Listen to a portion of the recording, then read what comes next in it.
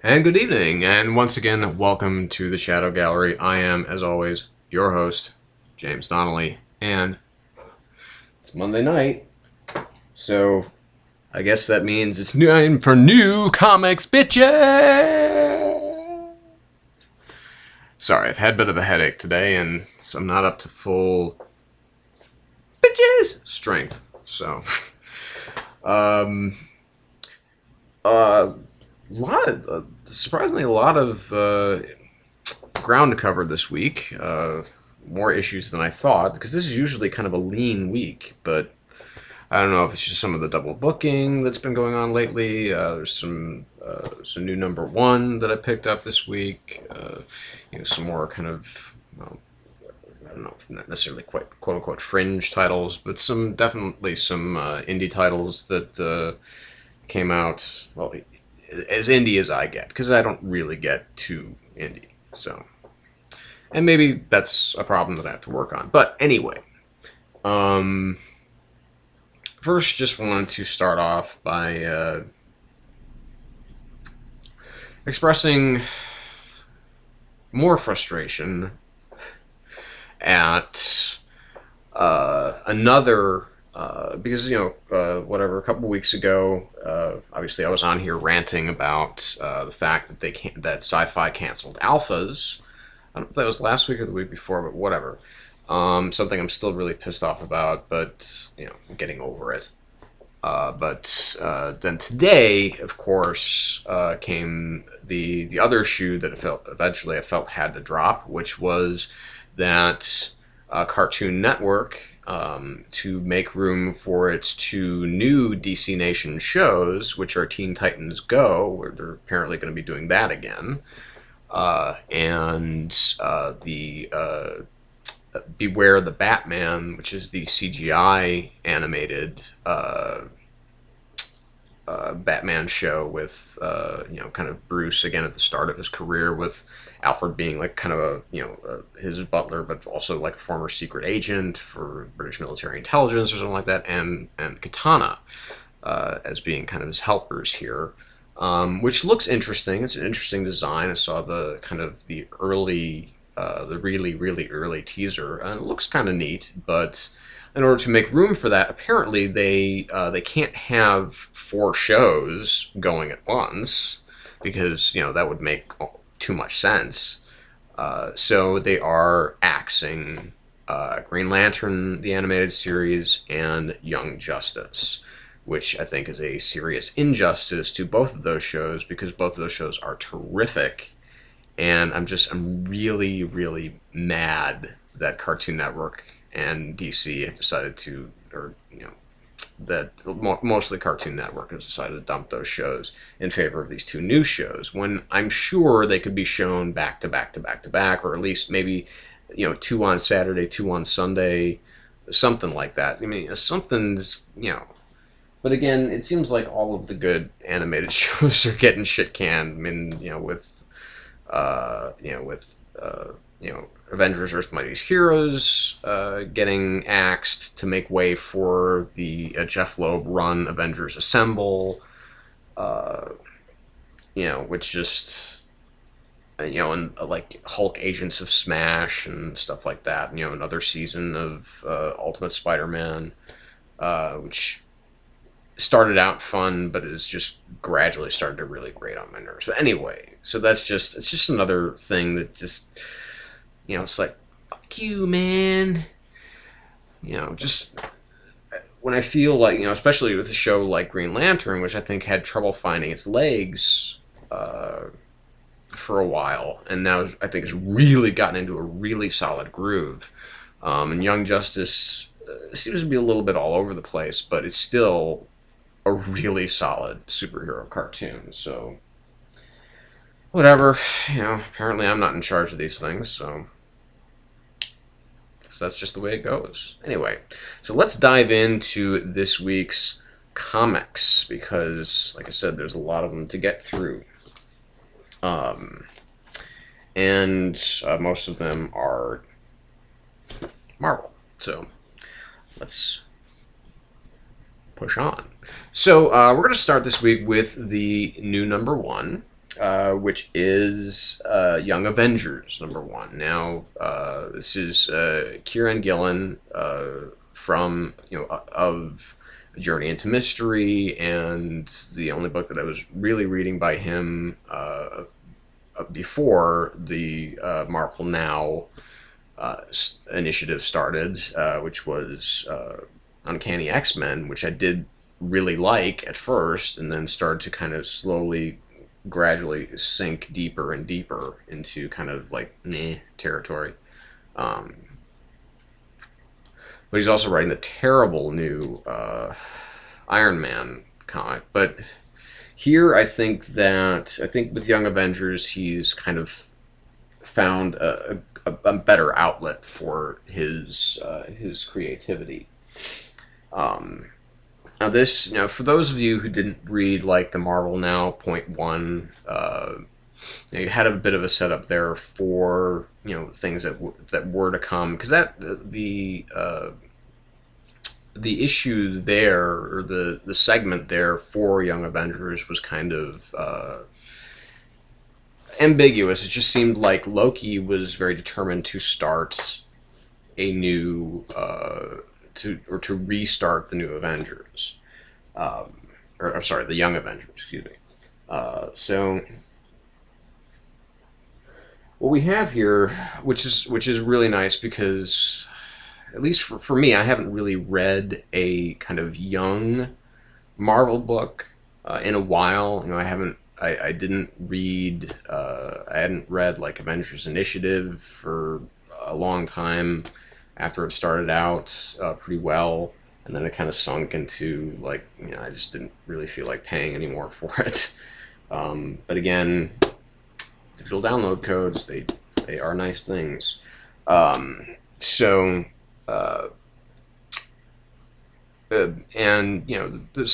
of these characters I really like, and so it's nice to see them getting more attention. Now, the book opens with seems like kind of a casual hookup between Kate Bishop and Novar, which is just weird in and of itself. But hey, it's Kate's got to do something to get over her kind of I think her crush on Clint Barton. So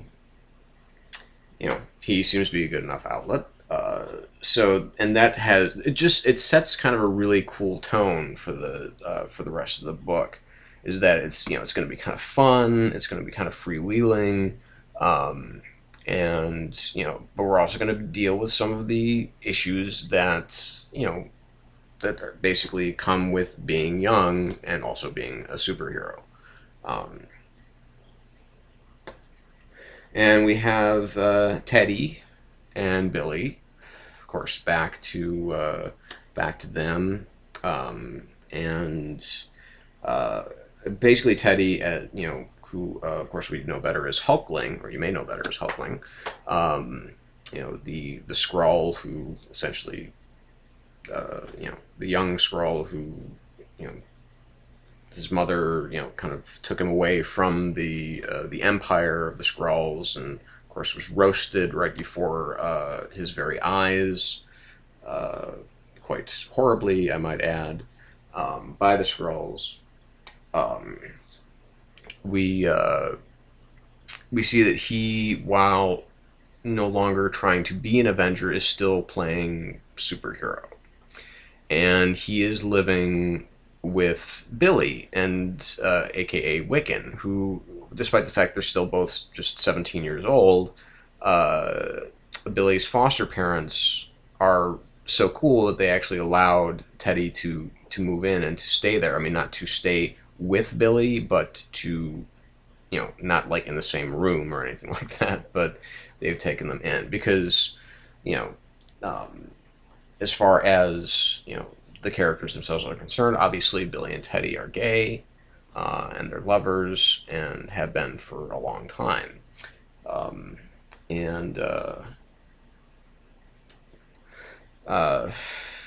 Billy's just not happy about Teddy playing superhero, but what eventually the conclusion that they both kind of come to is that, you know, while they fell in love with each other, they fell in love with each other also as superheroes. And so Billy has kind of made his decision to kind of, you know, to be there for Teddy, and also to support him in the best way that he knows how, which is to kind of retake the mantle of being a hero once again, to be Wiccan.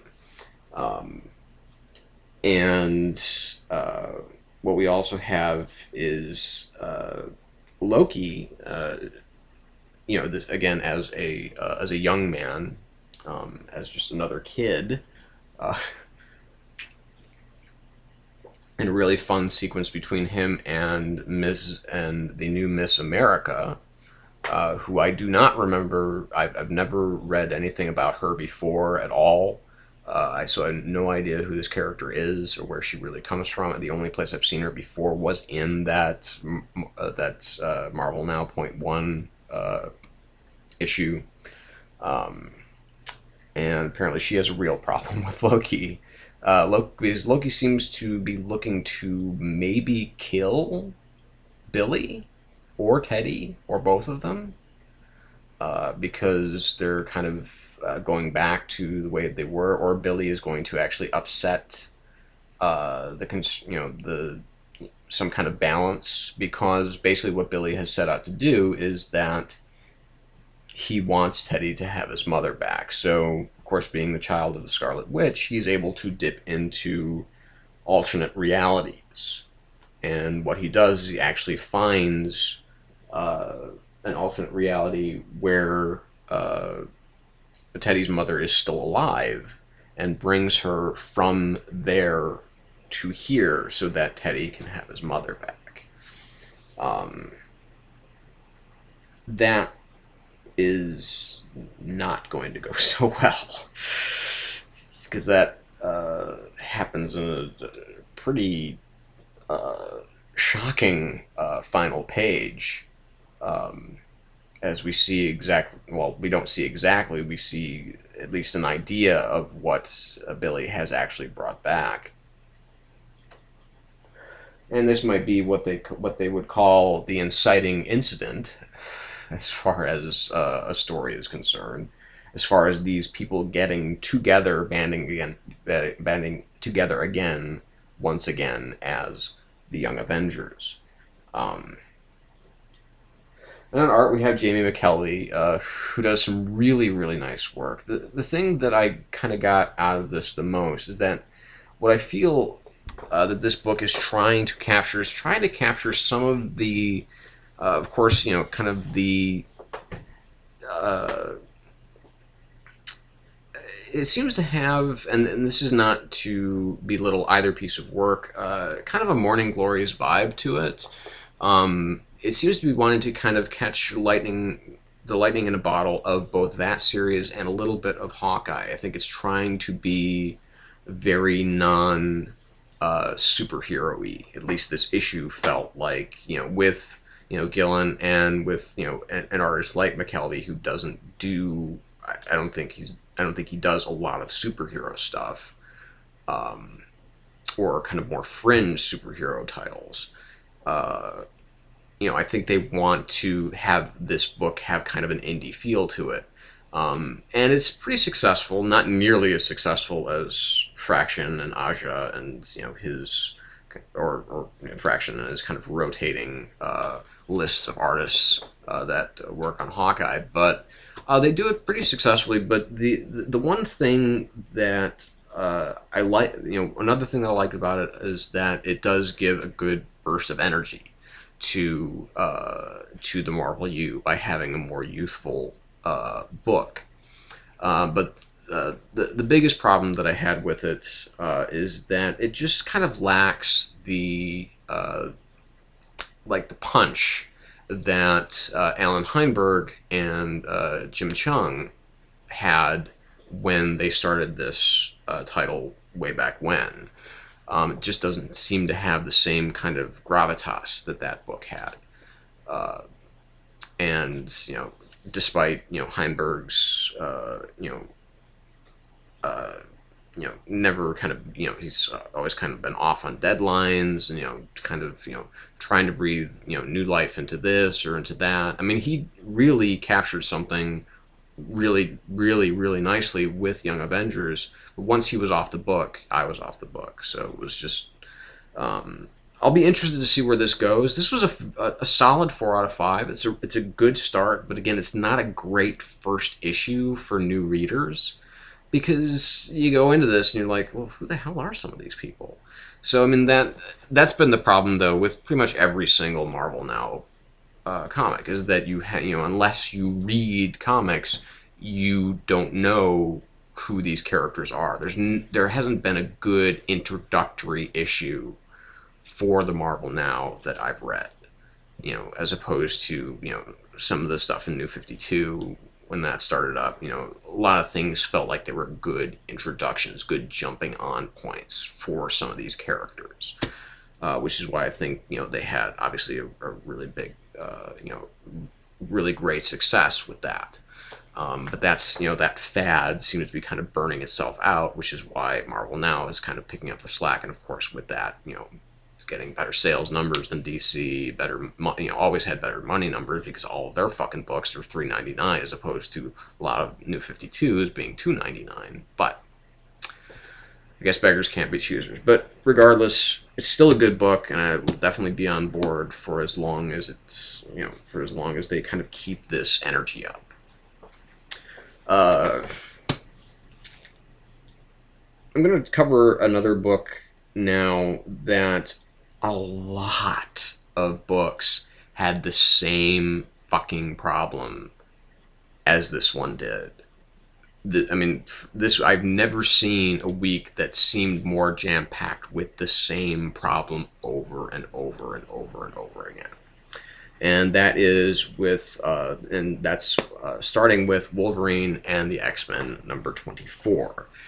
Don't get me wrong, this is a fun issue because basically it's kind of date/random hookup night for the staff at the X-Mansion, if they even really call it that anymore.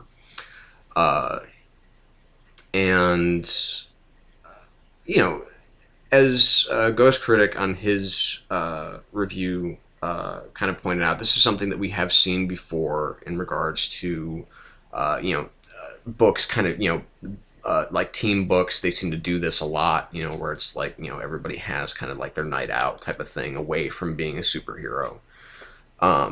Because you have Bobby on his first date with Kitty. You have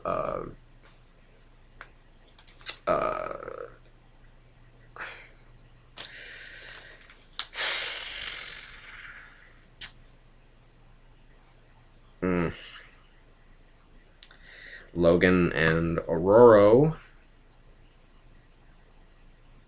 and you have Abigail Brand and Hank McCoy. You have a very awkward moment between Quentin Quire and Jean Grey. And of course, but the real heart of this book belongs to Idie and Brew. Because Idie decides to kind of spend date night with Brew in his comatose state. My favorite bits of the book, of this issue, revolved around Idie and Brew. But also my other favorite segment was Abby and Hank, because I loved how well Aaron wrote that scene. I loved the interplay between the two of them, because obviously they've had a thing for a long time, and I love their relationship, because it is not something you would ever have expected, and it's something that I'm so glad that Joss Whedon brought into the world of Hank McCoy, because it gives him kind of a foil, a great romantic interest, and just a great character in Abigail Brand. I love her to death. So anytime that she makes an appearance is something that I'm happy about, especially when you have a writer like Aaron who can really write her really well. But like the stuff with with Kitty and Bobby, we get it. It's awkward, and because they've known each other for years and everything like that, and it's just kind of. I mean, there are some nice moments with Rachel Gray as she kind of pops in every once in a while first to remind Wolverine that he can't drink tonight, despite the fact that he's obviously just come back from some kind of, I would assume, ninja combat, because he's got like an arrow in his back and like shuriken in his chest and stuff like that, and he just wants a beer. But nope, that ain't happening because he needs to get back to the mansion because he's babysitting tonight. And of course, you have this opening with Aurora and T'Challa, where basically T'Challa is kind of professing his love for Storm, but understands that she is a woman, she has needs of her own, they're not together anymore, so he's kind of giving her kind of the equivalent of a royal hall pass, if you will. But at the same time, he also does he kind of says, please, not him. And of course we know that he's talking about Logan. And of all of the, I can understand Bobby and Kitty. I can understand, well, obviously I already understand, Abby and Hank, and I can understand Idie and Brew. The Quentin Quire Jean Grey sequence just really just kind of left my skin kind of crawly, creepy, because that's just something I really don't want to happen ever. But it would be really interesting for the all-new X-Men book if something like that did happen. So, but I am relatively certain that it won't.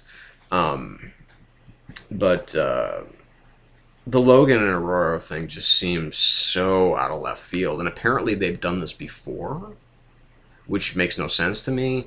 It's like, it's kind of fun that, Storm's getting her mohawk back, although I don't see how well, I mean, I don't care how skilled Logan is, I don't see that hairstyle happening with just his claws, There's got to be a Bic involved in there somewhere. But the problem here is that Aaron is, well, it's not only Aaron's a little bit of his problem, but it's also, you have the Lopez's art is just a little too blah. There's a lot of crazy eyes, like kind of Guillaume March crazy eyes in this issue. And everybody's face seems to be like hyper expressive, and then the other big problem is that Aaron doesn't give any of the characters really a lot of room to breathe. He seems to want to just pop here and there and here and there and here and there, and there seems to be, again, no kind of cohesiveness to this book outside of Idie and Brew. And of course, we do get this, again, this shocking final panel that does really, it's like, oh boy, what's going to happen now? Because it's something, I don't want to spoil it, but it's something that is potentially very terrible, despite the fact that, oh, fuck it. I mean, if you haven't read it, you've read it, so you know what I'm going to talk about.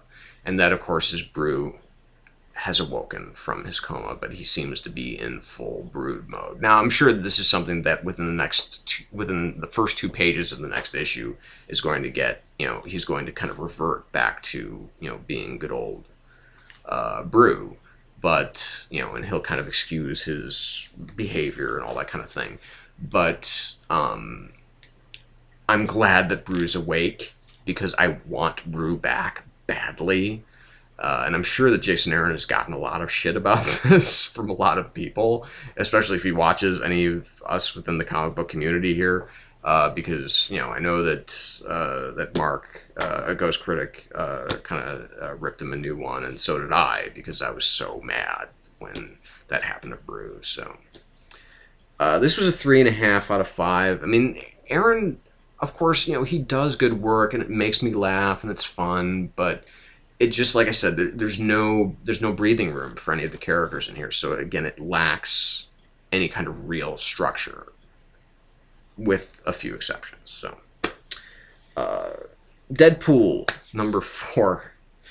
#4. So basically, we have Deadpool kind of making his way through the various other kind of zombified presidents, if you will, with the enchanted sword that Doctor Strange helped craft for him, until basically the time comes to fight Abraham Lincoln. Now, the book opens with something that, if you see it, you can never unsee. And of course, that is Wade Wilson dressed up like 7-Year Itch Marilyn Monroe, you know, in the white dress and everything like that. It's just so... Of course, it's, you know, it's JFK is who she's come there to... who he's come there to kill. And, you know, he's wearing no underwear on underneath the skirt and everything like that. And, you know, it's just... It's so... You know... The plot, while actually being pretty strong, feels very, very secondary to all of the insanity that Jerry Duggan and Brian Posehn have created for Deadpool. And of course, Tony Moore just, you know, is really killing it on art here, because he understands the absurdity of this book, and so he, you know, it definitely has kind of a, you know, kind of a Wile E. Coyote, Looney Tunes kind of feel all throughout the book, which makes me insanely happy. I mean, because this is a character I've never cared for. I've always thought, well, he's just too fucking crazy for me to ever really like. But now that it's in the hands of two professional kind of fanboy slash comedians, or comedian slash fanboys, he's really getting, I think, something really fun. And a book that never fails to make me laugh out loud several times during the course of the issue. So that is always... It's an incredibly fun book. I'm not going to spend a whole lot of time talking about it, but I mean, it's just, you know, they just, you know, Duggan and Posehn really pile on the funny. So, I mean, that's... And Tony Moore brings it with the art, and that's really all you need for this book. I mean, while the plot itself is actually pretty strong, like I said, it seems very incidental to just all of the insanity you're seeing. So, a 4.5 out of 5 for Deadpool #4. I would like it to have a little bit more gravity, but I'm perfectly happy with the way that it's going right now, with it being crazy and fun.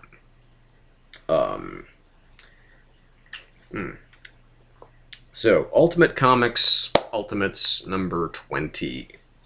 So basically, I didn't talk about this the last issue, because this was on one of my kind of off weeks at the end of the end of the year there, you know, the holidays and everything like that. But this was kind of a they went into a really weird direction, where essentially they have introduced the white Nick Fury into the Ultimates universe. And I'm not talking about, you know, the 616 Nick Fury. They have somehow made Nick Fury white. It's like they do DNA scans on, you know, him and everything like that as they're looking at him and stuff like that. And, you know, he's got the brown hair and the white streaks and the eye patch. And, you know, they're swearing up and down, left and right, that he is Nick Fury. He is the Nick Fury. Why he's all of a sudden in whiteface as a white guy, it makes no sense whatsoever. But he is essentially, taking the code name Scorpio, as, you know, Max Fury, his kind of sentient LMD, did. Or at least, you know, his real brother, before, you know, his real brother died and then became an LMD, and is working with Hydra. Now, it would suggest that he's working deep cover, but we're not too sure about that. And again, this is another issue where it's like there's so much going on. There's so much information that Sam Humphries throws at you, and it's like he's throwing darts, man. And it's just hoping that something will stick. Because we have this thing with White Nick Fury. We have apparently clones of Ultimates being made, something to that effect, or just something being grown genetically in a secret SHIELD laboratory. And we have kind of the ultimate version of the Infinity Gauntlet, which leads Sue Storm and Thor into some potential danger, but there's no resolution there. It seems to be very kind of solidly focused on the White Nick Fury stuff. And basically Hawkeye kind of infiltrates the camp to seemingly maybe put a bullet into White Nick Fury, and of course he's doing this.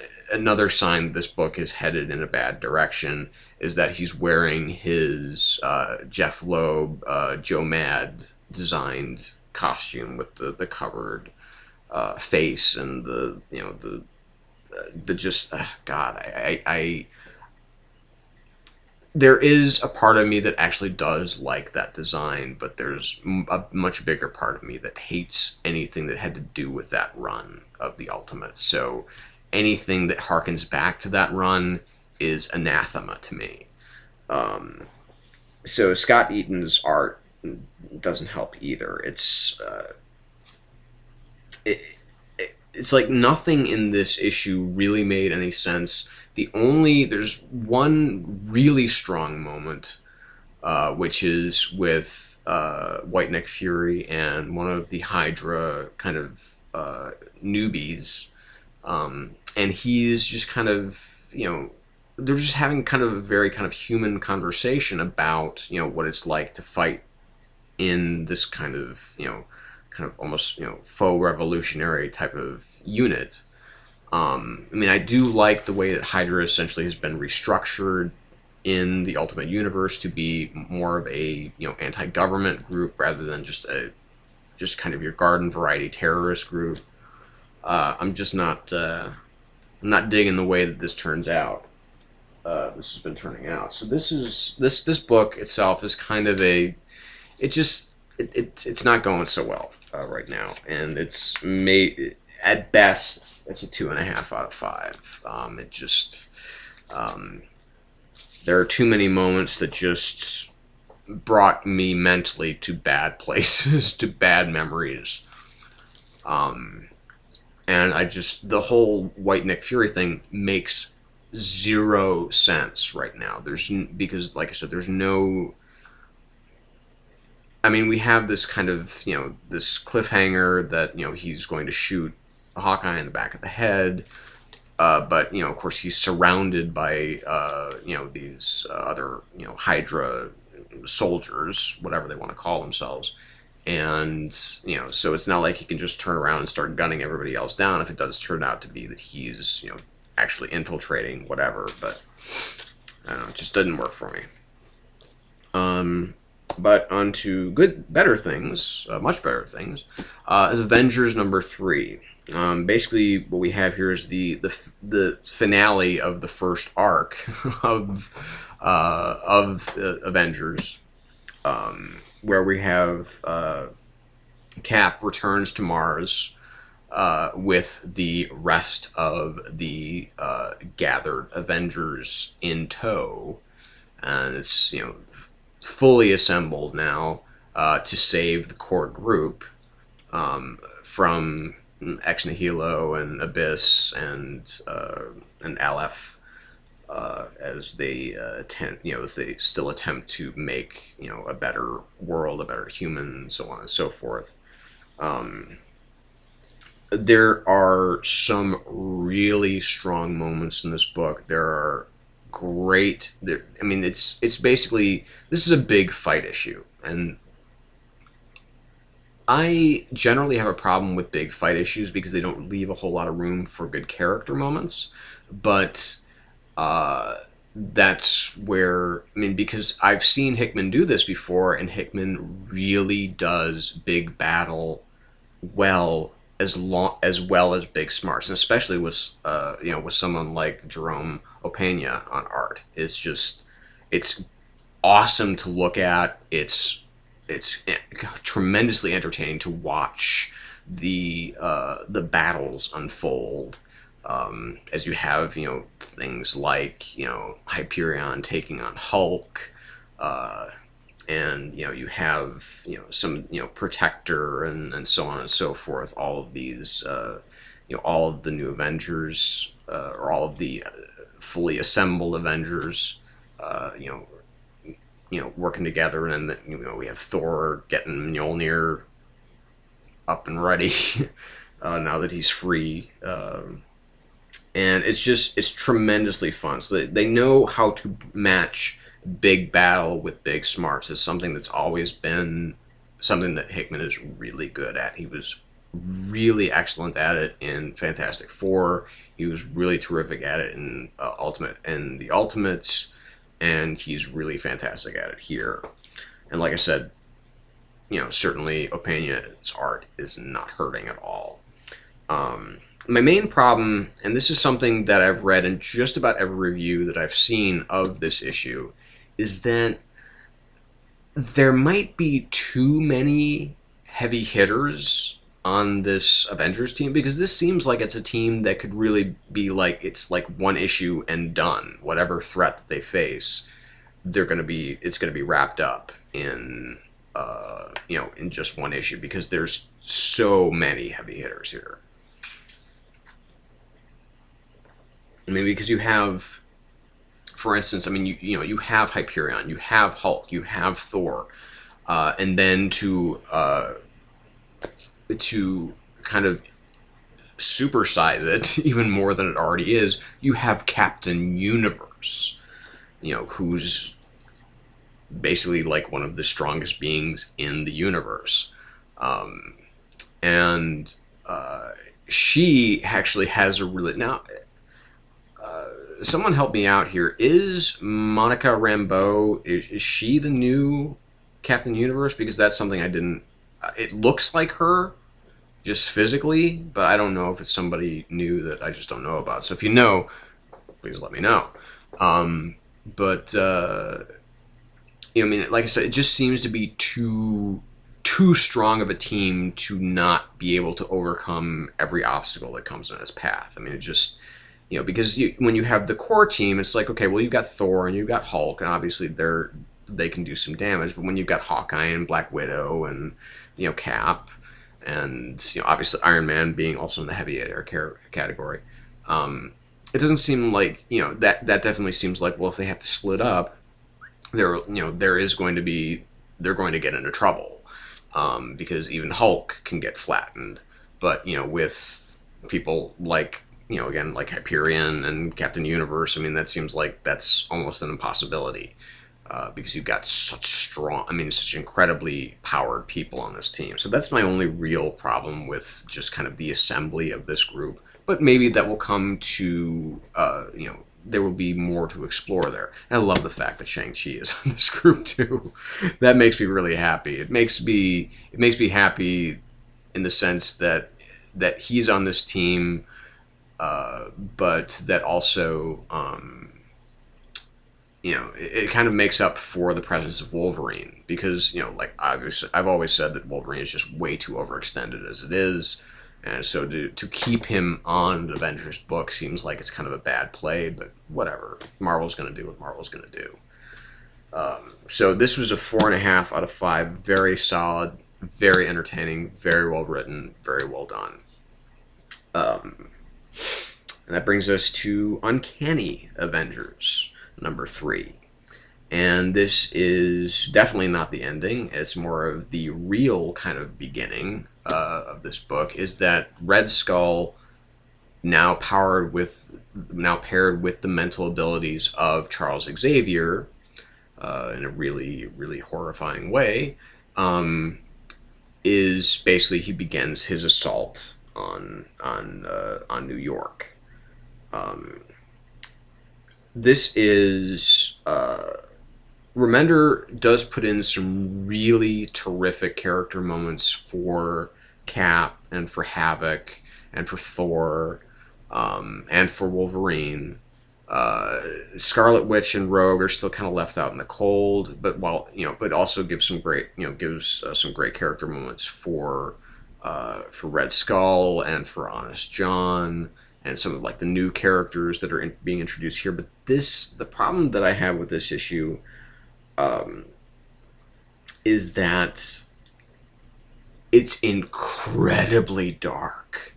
I mean, John Cassaday does, again, another phenomenal job on art, but he's going to be going soon, because apparently Marvel just knows this is not a guy who's going to be able to meet all of his deadlines, and this is a book that needs to come out regularly, so he's being shelved, and he'll probably just be doing covers. I don't know who they're getting for art. I think after, like, issue 4, they're going to be bringing in a new artist. I can't remember who, but it's not somebody of John Cassaday's skill. But it's just there are so many dark moments in this book. It feels too bleak, and especially the ending is like bleak as hell. I mean, it's just like, wow. I mean, these guys are just, they're fucked. I mean, it's really like the only way that I can think about it right now is that these guys are in serious fucking trouble. I mean, because they, there's a mutant that, the S-Men that, sorry, next little stuff. The S-Men that Skull has kind of brought about. One of them has the ability to kind of nullify mutant powers, and this happens to Wolverine just before the kind of skull-eyed Thor drops the hammer down on him. So I don't know how the fuck he's going to survive that, because his healing factor has been, basically rendered null and void, at least for the time being. So to see him grow back from that, it's probably going to be, it's probably just going to be kind of a red smear, with this kind of surrounded by this adamantium skeleton. So I don't know how he's going to come back from that one. But, I mean, again, there are some really nice moments here. And even the really dark stuff is handled really well. But like I said, it's just so overwhelmingly bleak. There's just all this tragedy going on, like, all the time in this issue, where it's like, where's the hope, man? Let's get a glimmer of something. We do get, kind of brief moments of, Cap saving, because Red Skull, his whole plan is to basically turn everybody against the mutants and make everybody seem like mutants, so that they just everybody's just kind of like killing each other, or they're just killing mutants. I mean, I don't know exactly how it's working yet, but and that's, again, another one of the questions that I have about this book. But this is, it's kind of a soft 4, kind of closer maybe to a 3.5 out of 5. Just because there is some stuff that seems a little not very well explained, and like I said, it's just overwhelmingly bleak. So, moving on to the indie column, in which we will start off with MANOWAR number 9. This is the Prelude to Planet Death arc. So we have the Vine, they're on their way. In fact, they have reached Earth orbit, and the only thing for right now in the Prelude that stands between the Vine and Earth's utter annihilation is Eric, and the Shanshara armor. But he has a card that he has yet to play that he didn't even know that he had to play, which is that Eric can actually enter. As we've seen in the past couple issues, we see Dorian going into kind of like that kind of dark, kind of shadowy world in which he's able to psychically communicate with all the other Vine members on Earth. Now Eric finds out that he can do that too. And, so that is why the MANOWAR armor is considered such a threat in human hands, and which is why they feel the need to annihilate Earth, is because they cannot do their dealings in secret anymore. Because if Eric can, eavesdrop on their psychic meetings, then there's no place for them to hide anymore. and then we have this kind of epic, awesome battle between, you know, three kind of, you know, some like kind of knockoff armored, you know, Vine soldiers and Eric. That leads to kind of this this climax of, oh shit, what the fuck do we do now?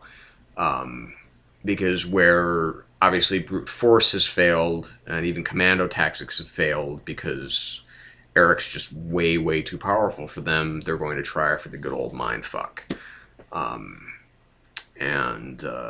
So it's just a terrific issue. I mean, again, just, you know, Vendetti's, you know, he keeps the pace really nice and steady.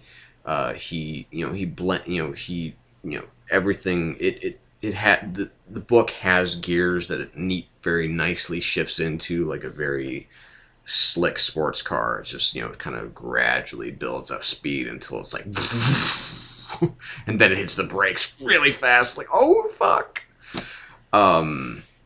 And, you know, again, this is just, it's such a terrific book, and I cannot state how terrific the, you know, pretty much almost all of, with the exception of Shadow Man, all of the Valiant reboots have been. Now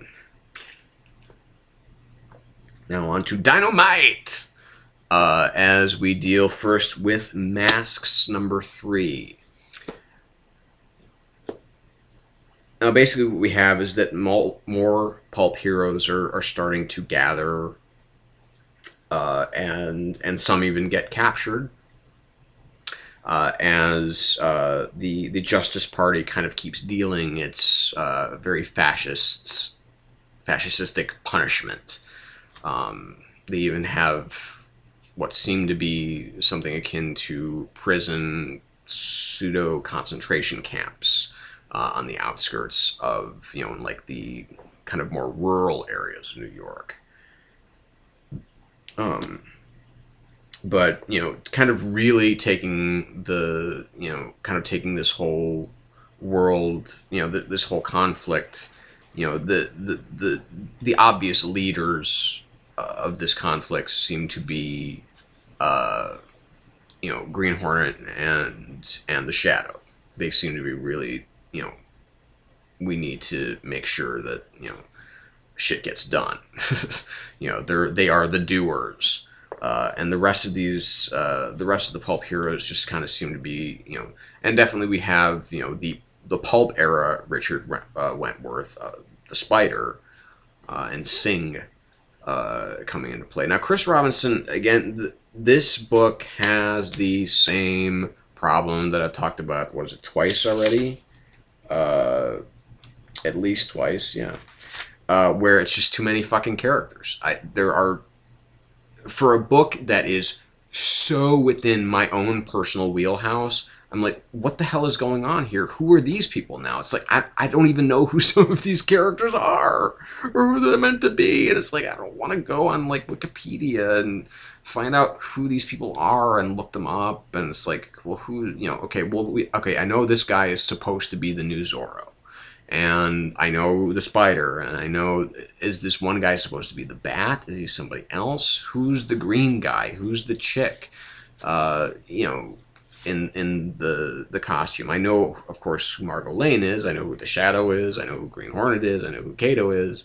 You know, who's the guy with the skull and crossbones? It's like, I don't know who some of these people are, and it makes me feel really stupid, because it's like, this is something that I'm a huge fan of. I'm a huge fan of the pulp era, but I don't know everything about it. So, I mean, this is obviously something of a passion project for Chris Robinson and Alex Ross, whose absence on art has been very noticeable, despite the fact that they've gotten Dennis Calero, who's currently doing iVampire, to do the art here, and the art is really, really good. But kind of the draw of this to me was that Alex Ross was going to be doing fully painted artwork for this series. So the fact that they kind of went the series with one issue kind of written by, Robertson or Robinson, and Ross, and fully painted interiors by Ross, than to just go with the second issue with, again, bringing in Dennis Calero to do the art. It seemed like, well, that's kind of a fuck you. Maybe because one of the big draws to this book was the fact that this, other than the fact that it's all the pulp heroes getting together to fight this, fascist, Justice Party, is the fact that it's Alex Ross, man. Alex Ross is the fucking man. And I was kind of tired of just seeing him doing fucking, covers. Wanted to see him do some interior work, for Christ's sake, and fully paint it too, like the first issue.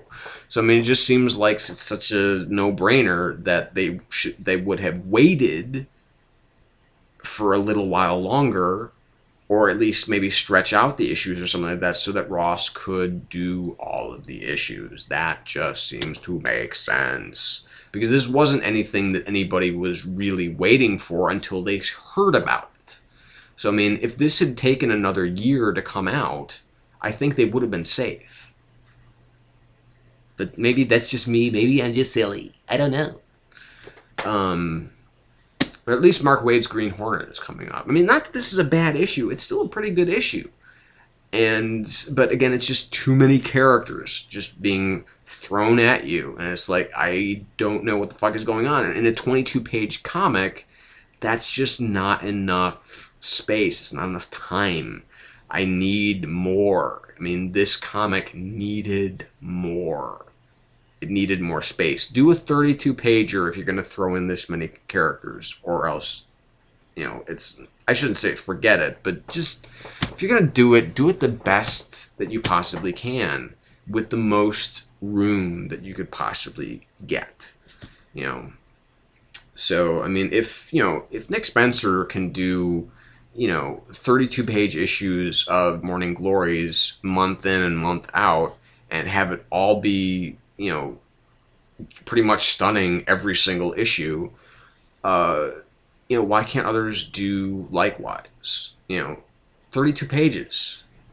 You could still charge $3.99 for it. Hell, charge $4.99 for it, for all I care. But make it full, make it feel complete, make you feel like you just had a great, 3-course dinner, as opposed to just kind of a cheeseburger or something like that. So I mean, and this is apart from its first issue, which was a very lovely 3-course dinner, this is definitely feeling like it's just kind of, it's the cheeseburger of this series. So this was a 3.5 out of 5. I just felt, I'm just kind of feeling increasingly let down by this book. But anyway, moving back up, we have The Spider, number 8. Now, I know that you guys, I haven't seen anybody else talk about this title at all. Admittedly, I haven't seen everybody else. I don't watch everybody else's stuff, because I don't know if you're doing reviews or if you're just kind of doing box pulls and showing, stuff that you got.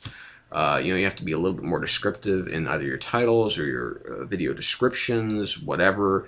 Do a weekly column. Obviously, I know when Ghost Critics reviews are coming up because it says reviews. I know that, Agent 42Q's Wednesday serials are going to be his reviews. So, and just kind of random thoughts, and, so say, okay, well, so if you want, because I, to be perfectly honest, tend to confine myself to either kind of discussions about a particular topic, or, or just review shows, because I don't do the box pulls and all that kind of stuff. And I know that you guys out there, you do it. God bless you. God love you. Do whatever the fuck you want.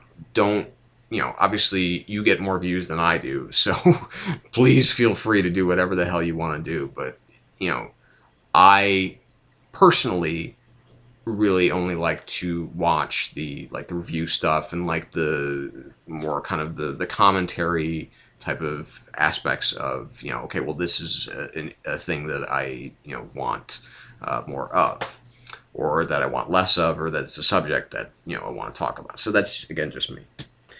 So Spider, number 8. So I know a lot of you are reading it. Bad for you, good for me, because I get to read it, I get to talk about it, I get to love it, because this is a fucking terrific, terrific book.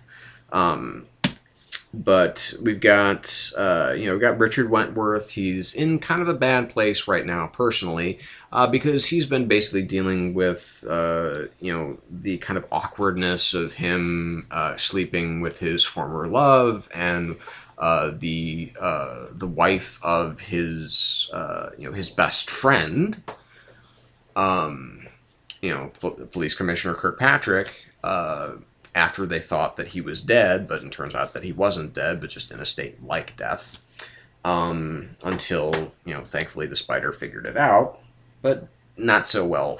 That obviously didn't turn out so well for the Spider. But he's also got other problems, because somebody seems to be making off with some weapons that Wentworth Industries is manufacturing. Some that he seems to have sticky fingers, and this all seems to start to point back to kind of this sycophant of his father's, but, you know, it's not quite sure that he's the guy, and basically he and Jackson, he and Corporal Jackson, the kind of frenemy that is now kind of on his side, which I think is really cool, because I like seeing their interplay. It's really fun. But they are, you know, essentially, you know, they're looking into this, and they've stumbled across what seems to be basically a terrorist plot, the assembly of a dirty bomb, and might even be targeting Wentworth Industries. And there's some really fun moments with Jackson, as you know, he sees someone that he recognized from the weapons warehouse in the Wentworth Industries building. It's like, no, there's something shaky about that dude. He picks up a letter opener and actually throws it and pins the guy's hand to a wall. And Richard's like, I'm sure that there's an explanation for this, for what you just did. Is like, I'm pretty sure that guy's, you know, there's something fishy going on with that dude. Like, how sure are you? Well, it's, you know, not beyond a shadow of a doubt, sure, but I'm pretty sure. And then, of course, the guy chews on a false tooth and cyanide, and he's like, okay, well, now I'm 100% sure. It's just moments like that that really just kind of get my, you know, it's like, yeah, all right, this is good, this is fun. But we also have Nita, who is you know, in her intrepid reporter self. She is in her intrepid reporter mode. She is following up on these bizarre suicides, and what she finds is that there is a very pulpy type of villain behind these suicides. Calls himself the Hater. And he's a mesmerist who studied with some of the best hypnotists in the world, but of course, you know, he's using it all for nefarious purposes, and he's basically kind of, you know, pushing these people to kill themselves. For what reason yet, we do not fully know, but it's obviously nefarious. And so Nita's got kind of caught up there. Again, David Liss, doing a really tight story, doing some really terrific work here, and just loving where he's going with this book. The one thing that kind of pulls this book away from being a pick of the week is the fact that I'm really missing the shit out of Colton Worley. Is because Iván Rodriguez, who does the art for this issue, is pretty good, but he's no Colton Worley. I mean, it's like worlds apart. You know, Colton does this very kind of photorealistic, super dynamic art, and this is just kind of it's good comic book art, but it's not what I've been weaned on for this series. So I'm missing Colton at this point in time. So this was a 4.5 out of 5. Very solid, very tightly written issue. Some really nice surprises, some really great character moments, and just running a really tight ship over there for the Spider, David Liss is. So very thumbs up. Bedlam, number 3. Now this is, and I meant to ask Ghost Critic about this, but are you still reading this? Because obviously you left it out of this week's your review. Because I know that you picked up the first issue, but I don't know if you picked up the second or this one. I don't seem to remember you picking it up, but whatever. But if you're not reading this, you're missing a really good comic that Image is putting out. Basically, with this issue, we have Fillmore Press. This is obviously after he's turned himself in, but and Detective Acevedo, or Aceveda, excuse me. Aceveda was on the Shield. Aceveda, or is it the other way around? I can't remember. I think it's Acevedo. Aceveda was from the Shield. Acevedo is in this book. Anyway, so we have Acevedo is interrogating Fillmore Press, basically fully under the understanding this is the perp. He is the killer. He's the senior citizen slayer, or whatever the hell that they're calling this killer that's out there. When the first thing that he does, pretty much as soon as he's put in the interrogation room, is that he recants his confession. Is that he didn't really do it, he just wanted to get to talk to her, to tell them how badly that they need his help.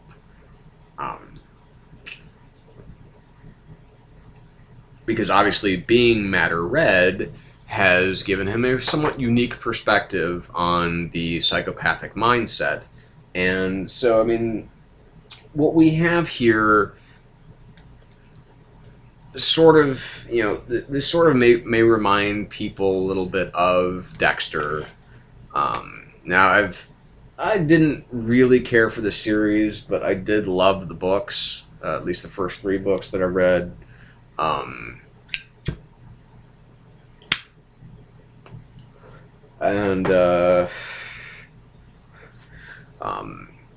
Is that we have, a psychopath kind of helping to catch another psychopath. There's a particularly nice opening here, which is where Matter Red does, and it is gleefully demented art by Riley Rossmo, where we see Matter Red in the treatment sessions, where he is given a cat as company, and it's something.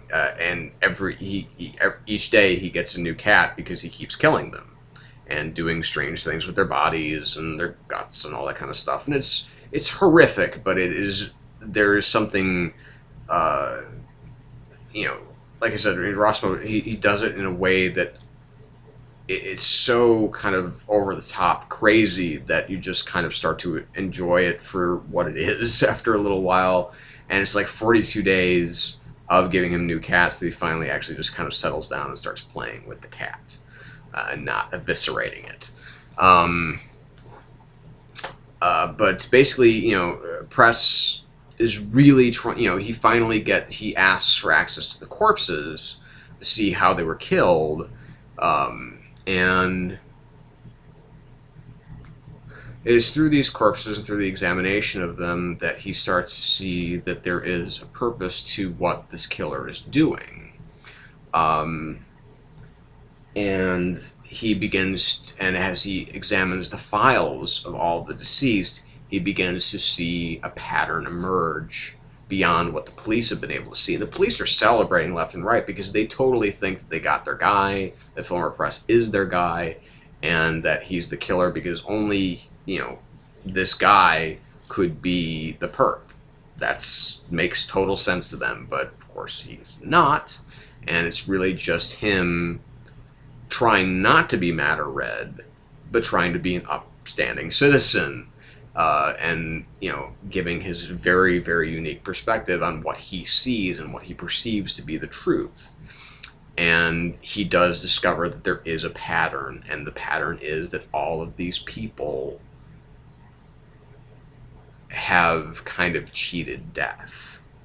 That they were either revived from something that would have killed them, or some of that effect. Now, this is something that we have seen before. I mean, obviously, the first villain that we saw in the Batgirl series, the character of Mirror, they were killing people that were already supposed to be dead, or that should have died otherwise. So we've seen this kind of thing before, but just this kind of conclusion that we see Fillmore finally kind of come to, it's a cool moment of realization, and it's also kind of a cool moment when it seems that Acevedo does realize that she seems to think that she's getting played. That's not the case.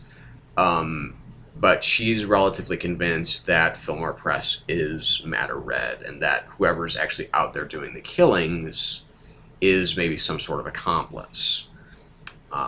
So we're getting maybe a little bit too close on that edge, and this is when she decides to basically sound the call to action, and then brings Fillmore Press up to the roof of the police headquarters to meet the First, which is apparently the kind of Batman-esque hero of this town. And that's where we kind of leave off with. So whether or not Matter Red will show his truer colors, when Fillmore Press meets the First and is confronted by him, we don't know, and that's what's so exciting about this series. This is just, it's another really terrific issue, and just like I said, Rossmo's art is also really solid, but it is kind of like this playful horror. These really terrifying moments of violence and just a creep factor being turned up to 11 in this book. And of course Spencer just really kind of peeling the layers back nicely, slowly, but at a good tack. He's keeping a really solid pace in this book, which is again further proof that Spencer does his best work on indie titles. So hats off to Spencer and Rossmo. This is a solid 4.5 out of 5. Just missing kind of being a 5 because it does get a little long sometimes. So anyway, moving kind of still kind of sort of remaining in indie territory, but definitely one of the big two is Before Watchmen, Minutemen #6. Now this is the only title that I decided that I was going to follow all the way to the end. And kind of woe unto me that I did. Because basically what we have here in this issue is we have the final confrontation between Night Owl, Mothman, and Captain Metropolis versus Hooded Justice.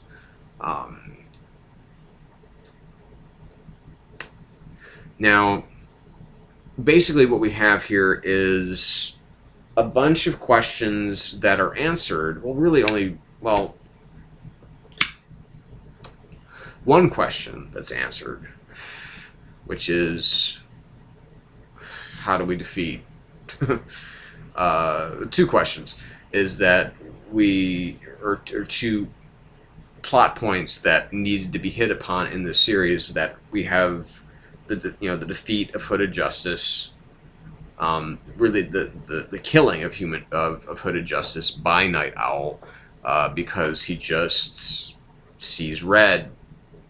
Because this is already this is someone who can conceivably kill them all in the blink of an eye, and just he's a totally sick bastard, and he grabs him by the noose and snaps his neck. Now after all this is said and done, Night Owl kind of gets the keys to the city, and everything seems to be hunky-dory for a little while. And then he gets a visit from the comedian, who is fully in kind of his black ops mode, if you will. Definitely doing wet work for the government. And he's basically saying, you can't print all of this in your book. You cannot print the stuff about Hooded Justice because, and that's where I got lost, is that Darwyn Cooke, as clever as he is, and as terrific of a creator as he is undone by his own cleverness. He makes this finale too clever, where I found myself going back and rereading the pages in which the comedian kind of lays out basically what, how everybody in the Minutemen could go down, Byron and Nelson and Hollis himself could go down for the killing of Hooded Justice, but none of it makes sense to me. I don't understand what the fucking point is that the comedian is making. I don't understand what went wrong. I mean, because this seems to be, again, just something that just really eluded me. It's like I kept rereading it and going back. It's like it still just didn't make any fucking sense. It was like Cooke I think he was just trying to be too clever, and it didn't work. And so what ultimately this kind of spelled out for me is that while this series has had its high points and its very, very low points, has mostly been an interesting but ultimately failed experiment.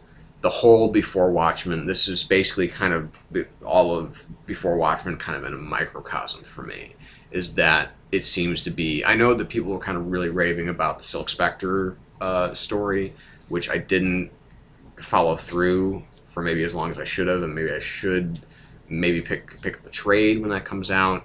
But again, this to me, it just seemed like the whole thing was just kind of doomed to fail from the start.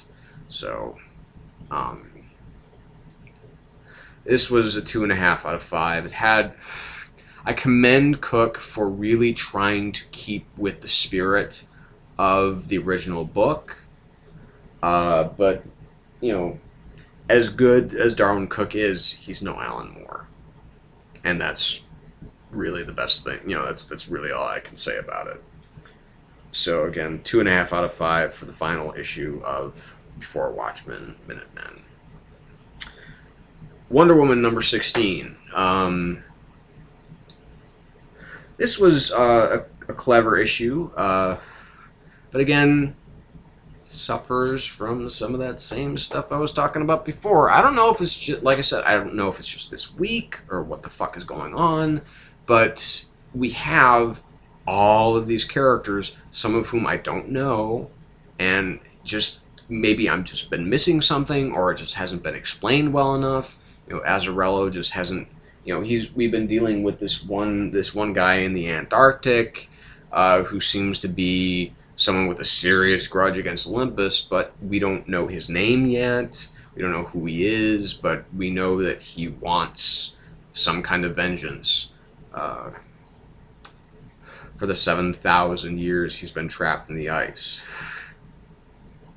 But we have Wonder Woman and Orion kind of coming together to because here we have the new gods being introduced into the New 52 here for the first time. Well, not technically, the last issue was the first time, but or even 2 issues back when we saw on the final page that we saw Highfather and Orion together, and they saw something prophetic that was taking place on Earth. Orion has been sent to do battle with this other new god, but they've determined that this new god must be Zola's child, the other demigod that is going to eventually be birthed. Has been birthed, but Hermes has taken that child to Demeter, or Demeter, however you want to pronounce that. I don't know exactly how it's pronounced. But you know, basically this fate that awaits the gods. You know, they're trying to hammer out a solution. There's some really nice character moments with Wonder Woman and Orion being kind of a, you know, being part Apocalypton, you know, being this, you know, the half son of Darkseid and everything like that, or the son of Darkseid but being raised on New Genesis. You know, he has kind of the, you know, the kind of gruff bad boy thing going that, you know, is kind of fun in this issue. So I mean, you know, Azzarello, and I'm glad that Cliff Chiang, while Tony Akins has done some really good stuff here, Cliff Chiang is definitely a better artist. It's nice to see him back. So again, it's just, you know, kind of just too many questions that still are put upon this book. But this was just, for me, it was just more entertaining because of the character beats, especially with Zola and Hera in the bar. Just was kind of a nice little touch. And but then it's like, wait, who's this guy? And oh shit, here's Strife, and here's War, and so it's just it's working towards something. I just am not quite sure what it's working towards. There's obviously the stakes are high here, but I'm not sure when they're going to get to kind of the really dramatic parts of those stakes. So this was a 4 out of 5. It was good. It's kind of a soft 4, but it was still good enough to, I would say, rate it a 4. So maybe 3.75, but really I would say I would round it up to give it the benefit of the doubt, because it's a fun book. It's a fun issue. So 4 out of 5 for Wonder Woman number 16. And this brings me to probably the most contentious part of this review segment, which will be Batwoman number 16. I didn't hate it by any stretch of the imagination. I loved looking at it because it is literally, it's like every 2-page spread of this book deserves a frame on the wall. I mean, the artwork that J.H. Williams III does in this book is so incredibly gorgeous that it's hard to just kind of thumb down the story without... It's hard to judge this book properly because the art is so fucking great, but the story in this issue really just didn't have me feeling it. I wasn't totally on board because, and Comic Book Resources, basically, like, almost everything they said really summed up my feelings about this book, is that the character work seems to be really shoddy here.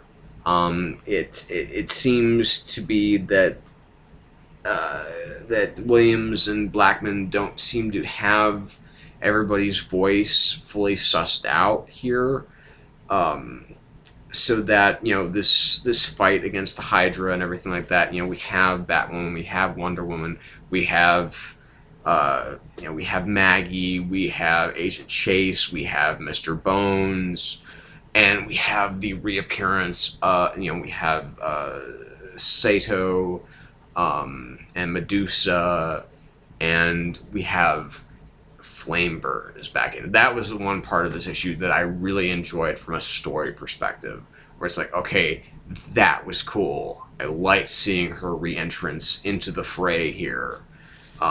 So it was like, yeah, that's cool. But then the rest of the story was just kind of like,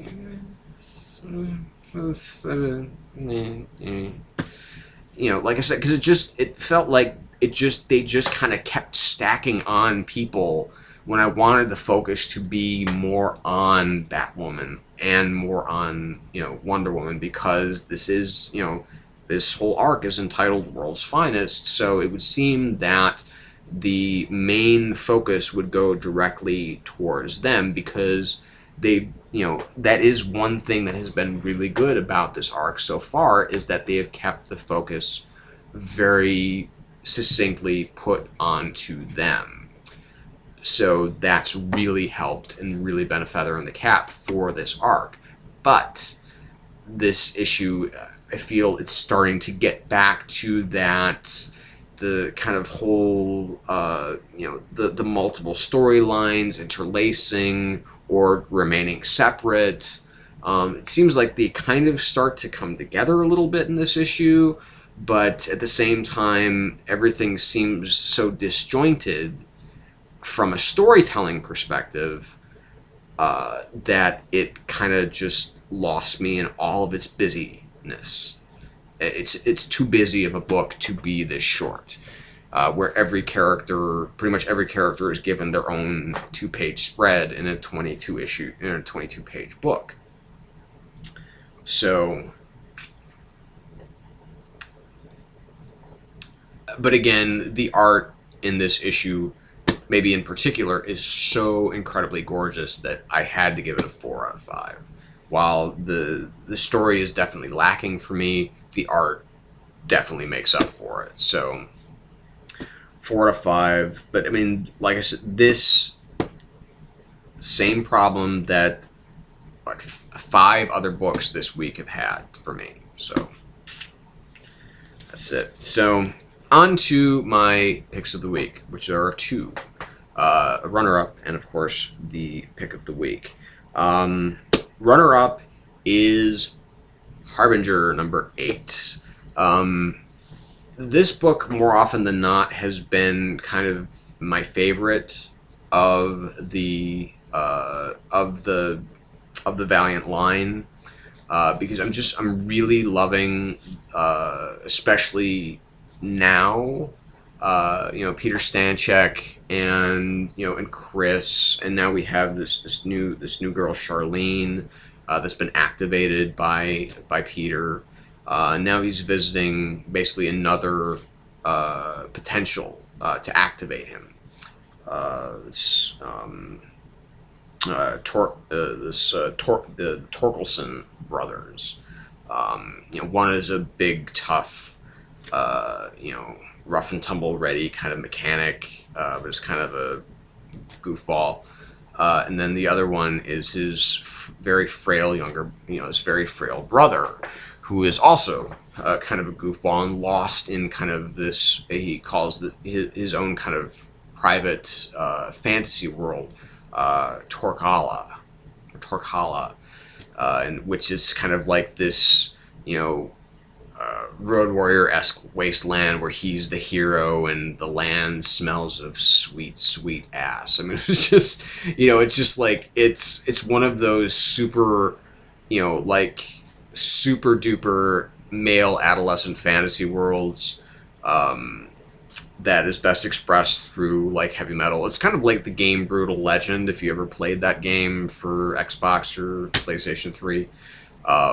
That's kind of the world that this guy kind of lives in. Now, of course, we have Harada. He's desperate to stop Stanchek and his group of renegades. Faith. I love Faith. She's so awesome.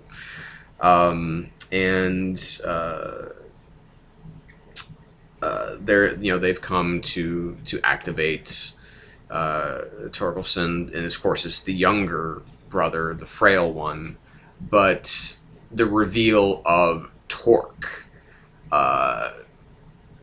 as seemingly seems to bond, and maybe this was something I missed, either he's taking the form of or he's bonding with his brother, and he's just this huge, massive, hulking, force of nature, and he's just super badass.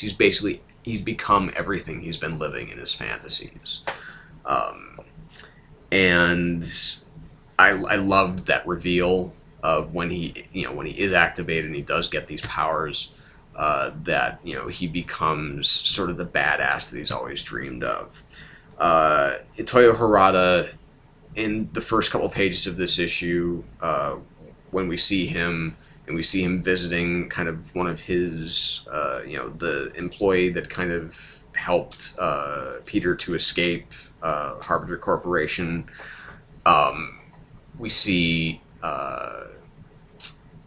how she's been isolated, and we see basically Harada being, he's kind of, we see him as less of the kind of, the kind of, for the greater good type of pseudo villain to almost full villain mode here. And that's something that I was actually I was of two minds about, because I do like, I do kind of like the fact that he is kind of at the same time, kind of doing his best to build a better world, and it seems like it's not being done for, solely personal gain, that he is trying to make things better. But at the same time, he's, he has this private agenda that is very villainous.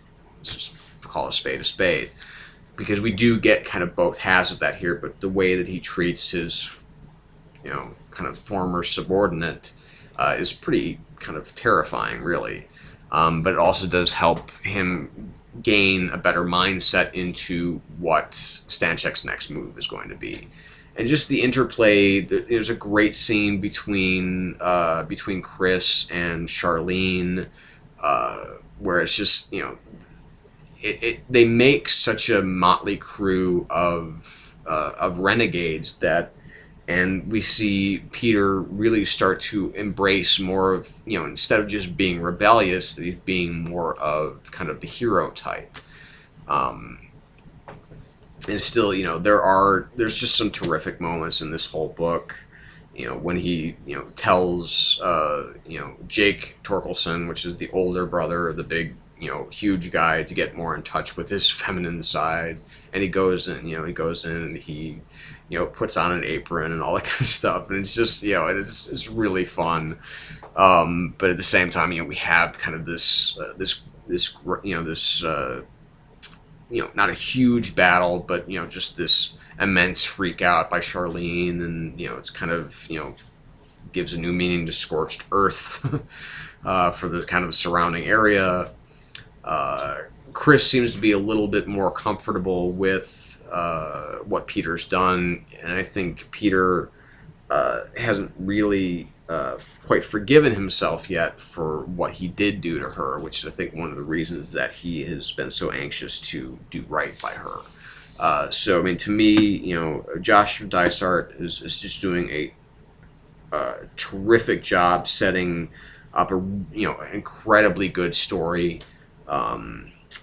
It's filled with some great big moments and some great small moments too, and Lee Garbutt's art.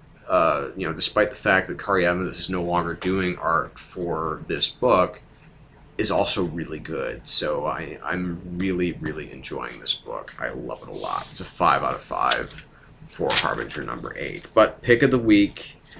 I don't know anybody else who's reading this book, but this is one of those books that definitely, I'm hoping that maybe you'll get trades or something like that, and that is Winter Soldier number 14.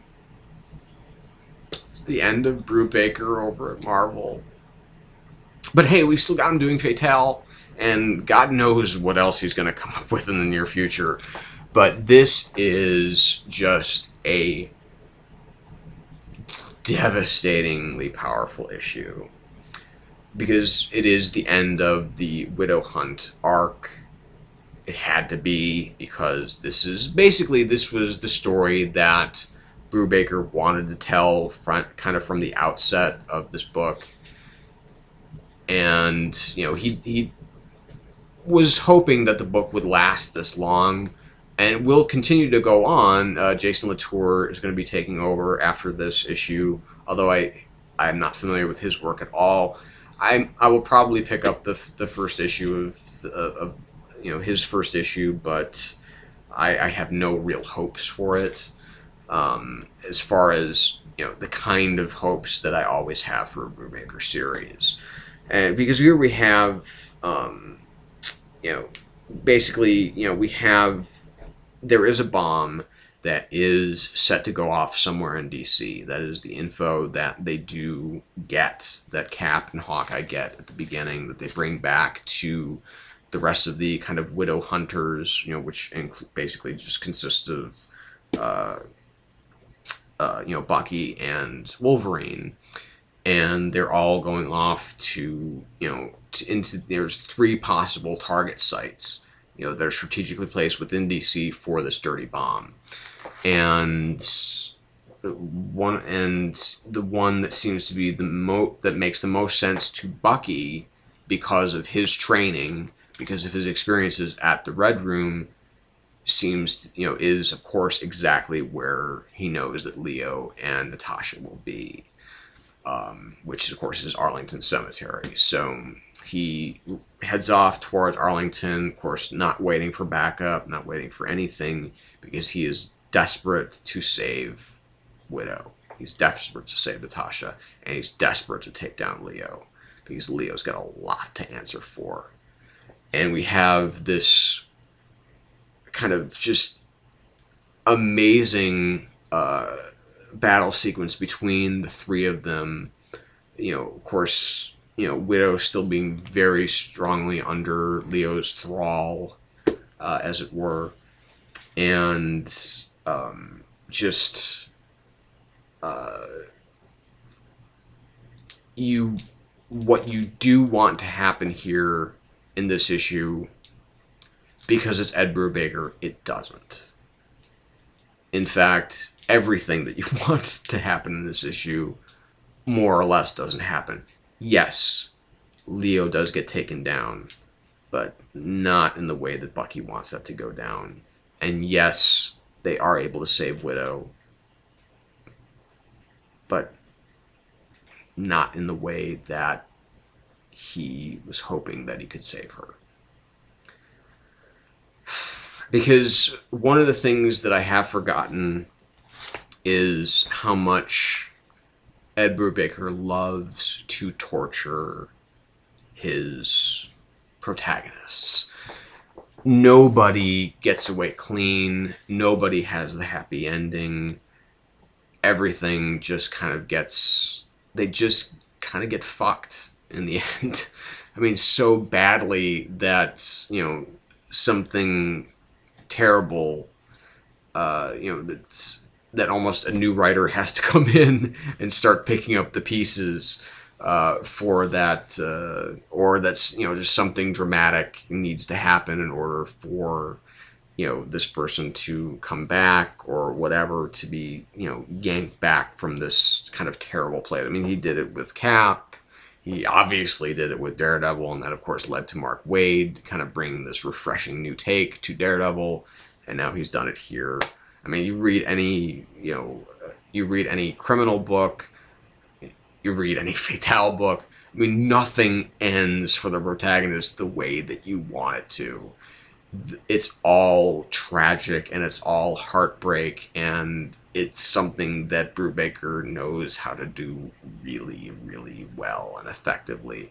I mean, the book itself is just, it's just terrific. It's one of those issues that you'll remember for a long time, and it's just, it's so excellent in its execution. Butch Geis, however you pronounce that name, does a fantastic battle scene with Leo and Widow and Bucky. It's beautiful. It's the best work I've ever seen him do.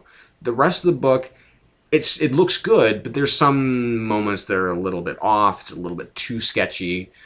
But just the way that Widow's body kind of flows, you know, definitely having kind of that ballerina movement in that final fight scene is just, and just the way that, you know, the colors and the shading and everything that Geis puts into it, Geis, whatever, it just pops off the page, and it looks awesome.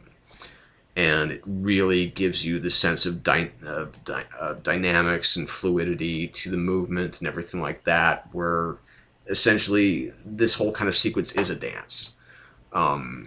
And it's a dance that is, unfortunately, while graceful, is also very violent. And just... it just rips your heart out, man. Once you're done with this issue, it's just like, oh, fuck, man.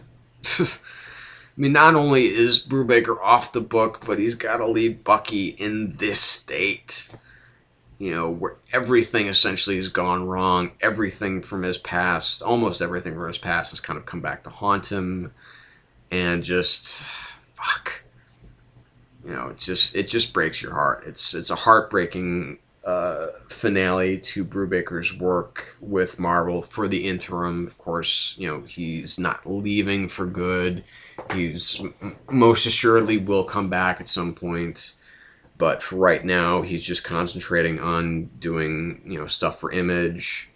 I know he seems to have other stuff that, you know, he kind of hints at other things that are in the works.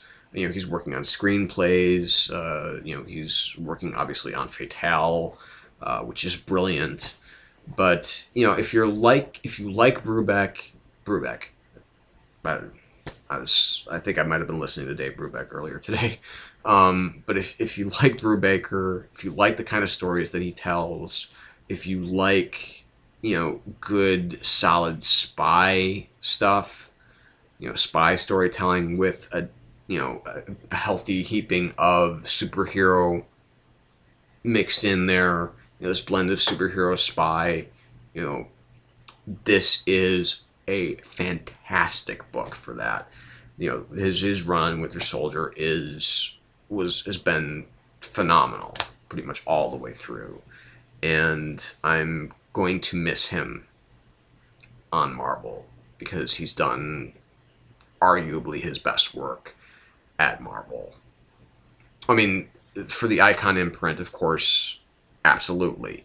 But, you know, certainly as far as superhero work is concerned, which, you know, he has done DC, he's done Marvel, but definitely, you know, his work on Cap and on Winter Soldier have been, and Daredevil have all been brilliant. So, we're done. So, again, you know, we're reaching an hour, 37 minutes. So, thanks again for watching. You know, comments, criticisms, complaints.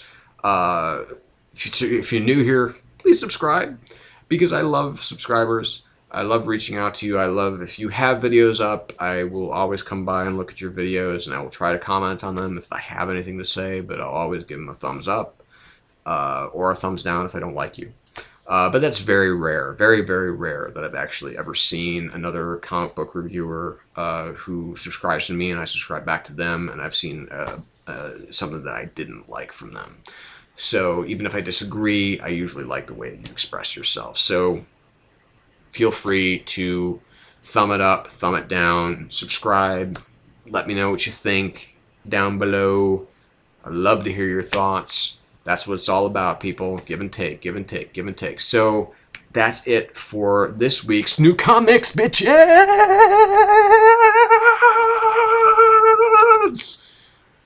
So, I thank you once again for sticking with me for so long. And we'll have something certainly next week. And who knows, maybe even something later on this week. Although, unless something else really major and significant happens, probably just wait till next week. So, again, thank you again for watching. You've been in the Shadow Gallery. Again, my name is James Donnelly. Thank you for coming by, and always, always, always, always, always remember to stay in the shadow.